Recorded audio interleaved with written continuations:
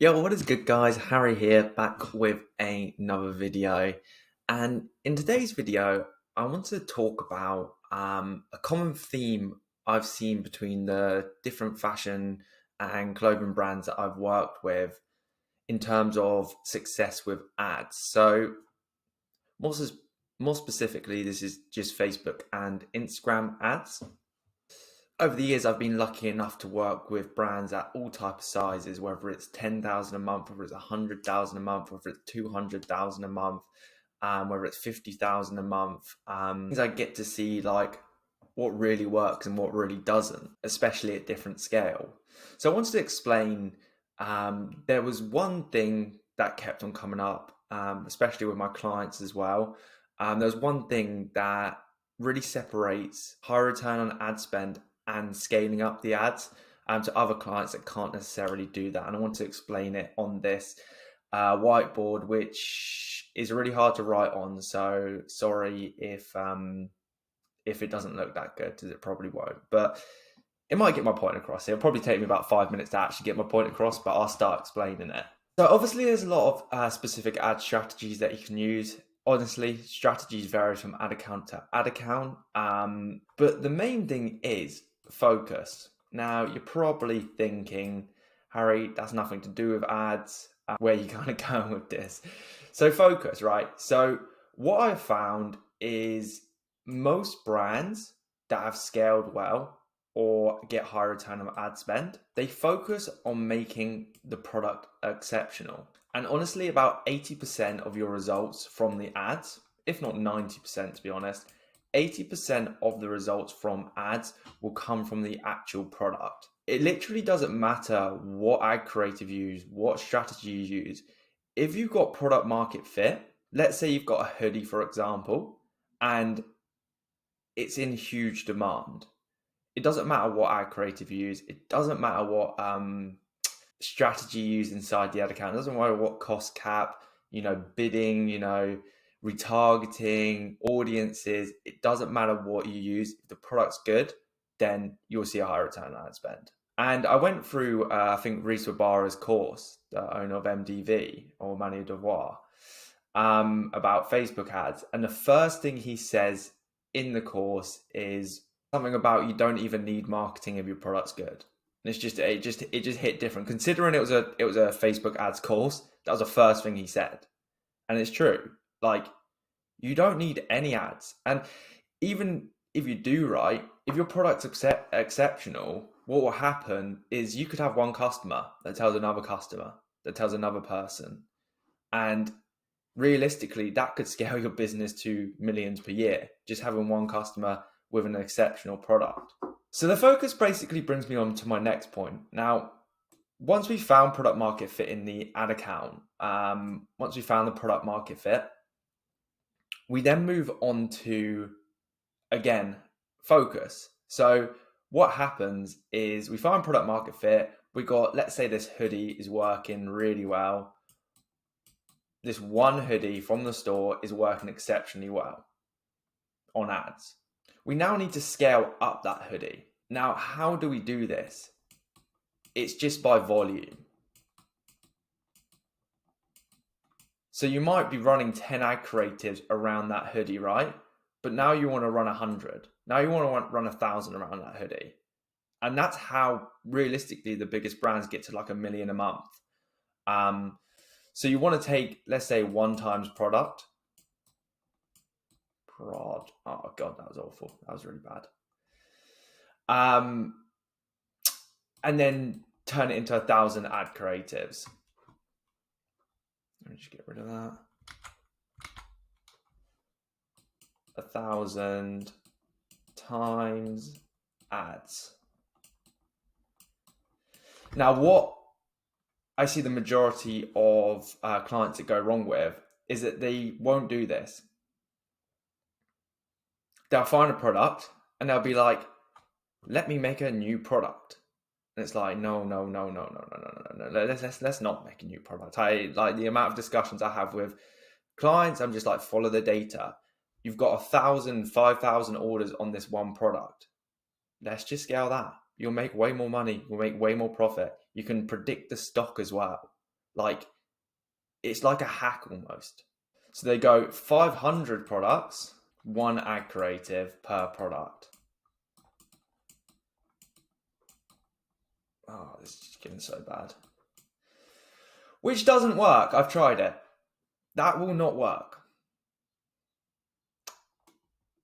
Just because your product worked here, you got 1 out of 500, doesn't mean you're going to get 500 out of 500. And that's honestly just more of an ego thing. So you want to take your best-selling product basically and make 1,000 ads around it.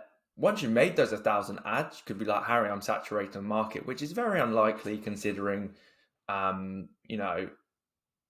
companies like Coca-Cola still advertising and they've got like 2 free products, really one main one. So what you want to do is then go on to your second bestseller.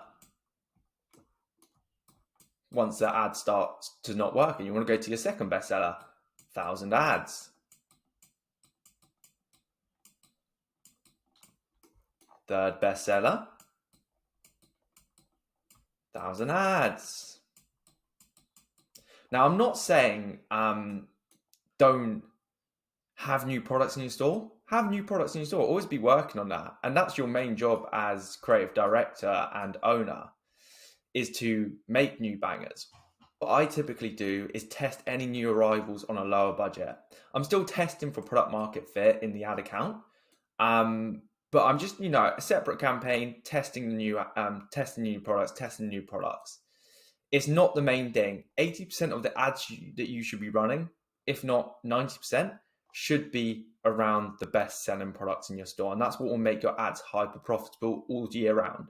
And products last for ages, by the way. If your product's good, it will last for years and years and years and years and years. People just see a bad month or a bad week or a bad day and they go, we need to change everything. But that is just not how it works. You can have a bad year with one product and then next year it carries on flourishing and getting better. So that's kind of how I'm structuring going into 2024.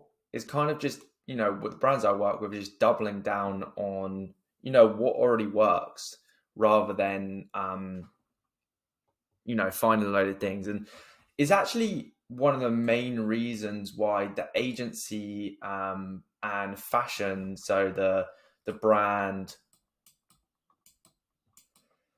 times agency,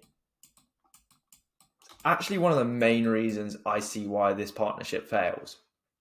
It's because you have a bad month or a bad 2 months or whatever in the ads and they're working with the agency. The owner goes, why are the ads not working, to the agency? And the agency's like, oh, we're trying everything.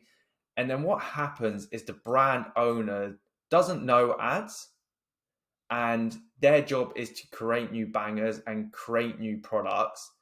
And then they insert that mindset into the ads. They basically go, oh, it's because you're using these products or those products. And I'll be honest, creative directors are absolutely amazing, but they're not numbers people. They're just not.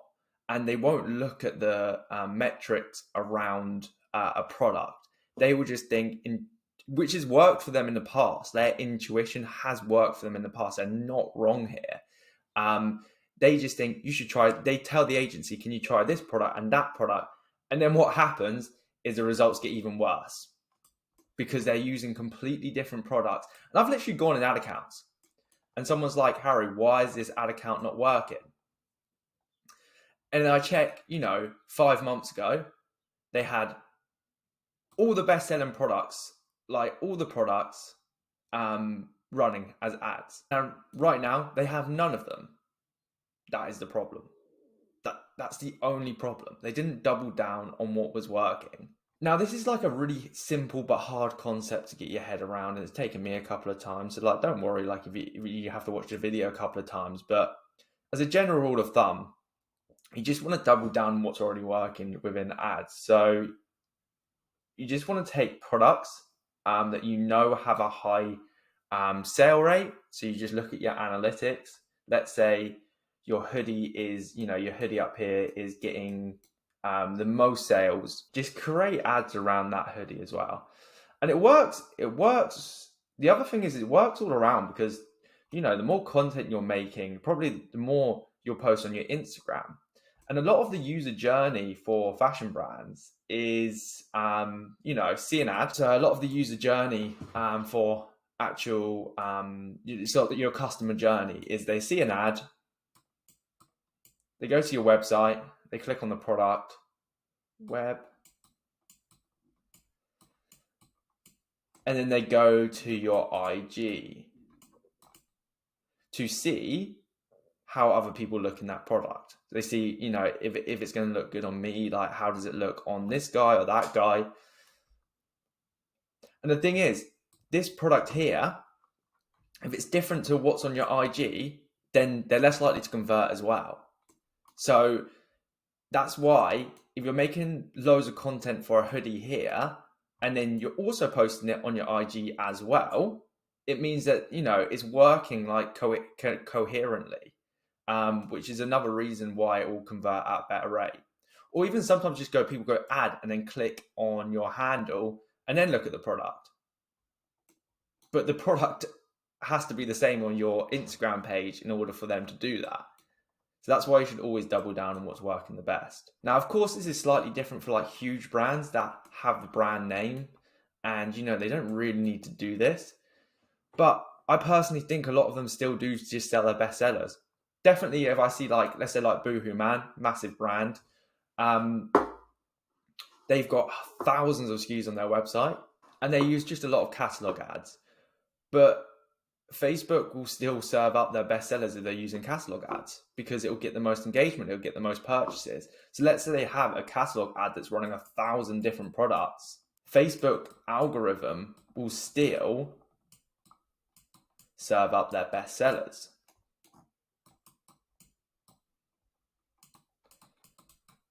So they still, in theory, are doing that. Do I think Boohoo Man and stuff are doubling down on those bestsellers and creating loads of ad creatives? I don't know. I mean, I've looked through their ads and I don't think that's the case. But again, would they get better results if they did that? 100%. Like 100%. I've just seen it so many times. It's just that they got like normal media buyers that don't really care about that shit. They don't care about scaling the company. They're not incentivized to actually scale the company. Like the reason why this is dear and near to my heart is because we make the majority of our revenue through performance fees. So our ads have to perform for our clients in order for us to actually make revenue as a business. So that's why I guess it's so close to my heart, is because like I need to know this stuff in order to actually scale my own company, if that makes sense. So yeah, guys, I just want to leave you with this video. Comment below if you like this sort of style, just freestyling. Sometimes I just have thoughts and I'm just like, a lot of the time it helps out my clients. I'll send this to my client, just being like, this is my thoughts about it. If they're like to me, Harry, we should test this product, that product, and I'll just send them this video, that type of thing. And yeah, because it's just a conversation that I've had multiple times with multiple people. And I feel like it's just a bit of a sticking point, not just for like in general, just even for my own growth, like even for the clients that I work with, it seems to be a bit of a sticking point. And I wanted to give the reason why it is, or just work through why it is, I guess. But yeah, guys, I hope you enjoyed the video. Let me know in the comments if you want to see anything else, or any like topics, I guess, of anything really. But yeah, have a great rest of your day, guys. And yeah, see you later. Bye.